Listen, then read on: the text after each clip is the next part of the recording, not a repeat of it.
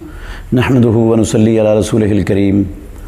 ابو ہریرہ رضی اللہ عنہ کی حدیث ہے، صحیح بخاری اور مسلم میں متفق علیہ روایت ہے۔ وہ بیان کرتے ہیں کہ کچھ فقراء صحابہ رسول اللہ صلی اللہ علیہ وسلم کے پاس آئے اور کہنے لگے کہ اللہ کے نبی، مالدار لوگ وہ بلند جنت کے درجے لے گئے اور ساری ہمیشہ کی نعمتوں کی ڈھیر سارے اکٹھے کر کے لے گئے، حالانکہ جیسے ہم نماز پڑھتے ہیں وہ بھی ویسے ہی نماز پڑھتے ہیں، جیسے ہم روزے رکھتے ہیں وہ بھی ویسے ہی روزے رکھتے ہیں، لیکن ان کے پاس زائدہ اموال ہیں جو ہمارے پاس نہیں ہیں۔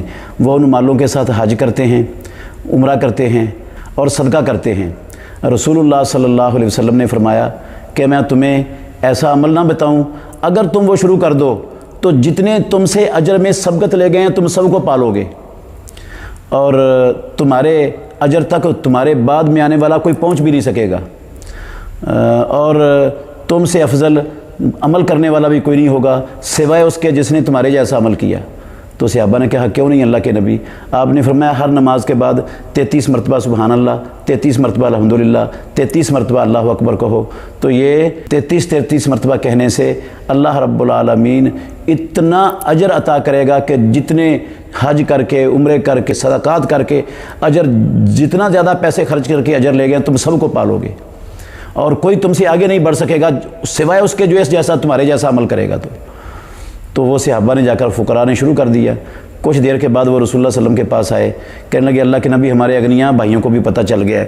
تو رسول اللہ صلی اللہ علیہ وسلم نے فرمایا ذالک فضل اللہ یؤتیہ من یشاء، اگر انہوں نے بھی شروع کر دیا ہے تو یہ اللہ کا فضل ہے، اللہ اپنا فضل جس کو چاہتا ہے عطا کرتا ہے۔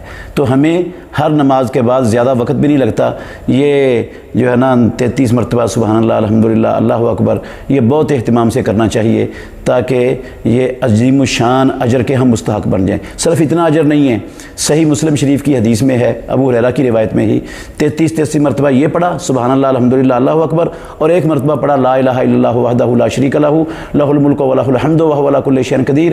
تو پیارے پیغمبر نے فرمایا غفرت خطایاہ وان کانت مثل زبد البحر، اس کی ساری غلطیاں بخش دی جائیں گی اگرچہ وہ سمندر کی جھاگ کے برابر کیوں نہ ہوں۔ تو بڑا عظیم الشان عمل ہے۔ اور ایک روایت میں یہ بھی لفظ ہے کہ جو فرضی نمازوں کے بعد یہ تسبیحات پڑھتا ہے وہ کبھی بھی ناکام ہوتا ہی نہیں۔ اللہ ہم سب کو عمل کرنے کی توفیق عطا فرمائے۔